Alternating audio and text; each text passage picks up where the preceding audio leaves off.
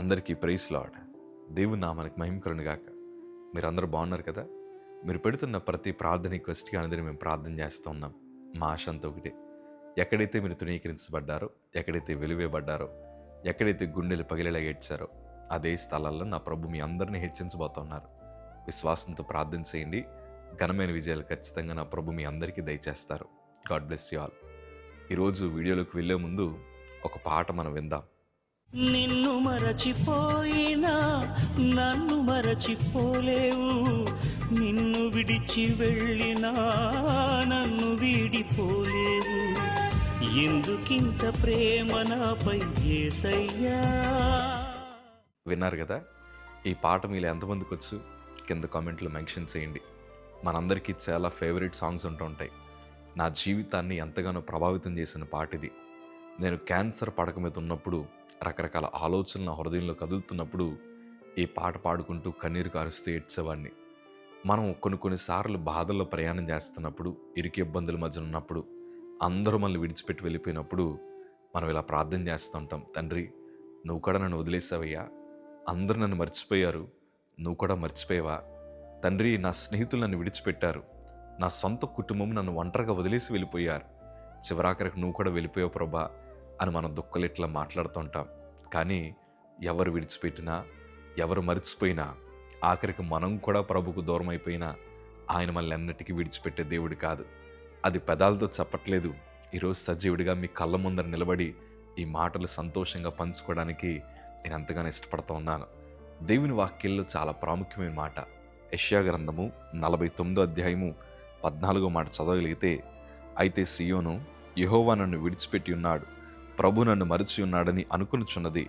స్త్రీ తన గర్భం పుట్టిన బిడ్డను కరుణింపకుండా తన చంటి పిల్లను మరుచునా, వారైనా మరుచుదురు గాని నేను నిన్ను మరువను. దేవుడు ఎంత స్పష్టంగా మనతో మాట్లాడుతున్నాడంటే, మనం విడిచిపెట్టినా, మనం మర్చిపోయినా ఆయన మనల్ని ఎప్పుడూ మర్చిపోయే దేవుడు కాదైనా. కొన్నిసార్లు మనకు కలిగిన దుఃఖాలు బట్టి ఇలా అనుకుంటాం, ప్రభు నన్ను వదిలేశాడని. వదిలేసి ఉన్నట్టు వాళ్ళ మన సజీవులుగా ఉండేవారమా? ఆయన మర్చిపోయి ఉన్నట్టు వాళ్ళ ప్రాణాలతో మనం ఉండేవారమా? మనం కుటుంబాలతో ఇట్లా బ్రతుకుతూ ఉండేవాళ్ళమా? కాదు కదా. ఆయన మనల్ని జ్ఞాపకం చేసుకున్నాడు. ఈ శోధనల మధ్యన, కొన్ని క్లిష్టమైన తరుణాల్లో ఎంతోమంది మనల్ని ఒంటరి చేసి వెళ్ళిపోతూ ఉంటారు. ఈరోజు అందుకే కదా మనం చాలాసార్లు అర్ధరాత్రులు ఇంట్లో ఒక్కరిగా పడి ఏడుస్తూ ఉంటాం. అయ్యా ఏంటయ్యా నా జీవితం ఎట్లా అయిపోయిందని.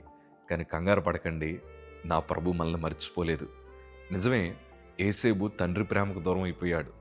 అన్నలు కుట్ర పన్ని ఏసేబుని పరాయి దేశానికి అమ్మేసినప్పుడు ఇంక ఏసేబు కుటుంబం లేదు, అతన్ని బాధ పంచుకోవడానికి అతనికి తోడుగా ఎవరు లేరు. అయినను అన్ని రోజులు ఒకలా ఉండవు. ప్రభు ఏసేబుకు తోడుగా ఉన్నారు. చక్కటి కుటుంబాన్ని ఇచ్చారు. మనిషి ఎఫ్రాయిం అని పేర్లు పెట్టాడు. ఎంత సంతోషం అంటే, బాధ కలిగిన చోటే దేవుడు ఏసేబుని అభివృద్ధి చేసుకుంటూ వచ్చారు. అదే ధైర్యంతో అంటున్నాను, నా ప్రభు నిన్ను మర్చిపోలేదు. నీ పక్షాన నిలబడ్డారు. నువ్వు ఎంత కన్నీరు గారుస్తున్నావో, హృదయంలో ఎంత దుఃఖం చేత నిండున్నావో మనుషులు చూడకపోయినా నా ప్రభు చూస్తున్నాడు. అందుకే ఈ మాట ఇట్లా పాడారు, నిన్ను మర్చిపోయినా నన్ను మర్చిపోలేదయ్యా నువ్వు. ఆయన కృప చాలా గొప్పది.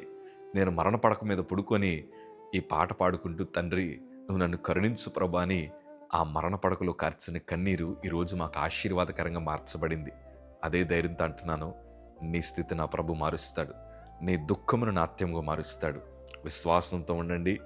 ఆయన మిమ్మల్ని విడిచిపెట్టలేదు, మర్చిపోయే దేవుడైతే కాదు. ధైర్యంగా ఉండండి. ఇప్పటిదాకా మిమ్మల్ని విడిచిపెట్టి వెళ్ళిపోయిన వారి కోసం పదే పదే ఆలోచించి మీ ఆరోగ్యాలు పాడు చేసుకోకండి. మీ పక్షాన నిలబడి మిమ్మల్ని సంతోషపరచాలని కోరుకుంటున్న ప్రభు వైపు మీరు చూడగలిగితే మీ జీవితాలు అద్భుతంగా మార్చబడతాయి. దేవుని వైపు చూడండి. God bless you all.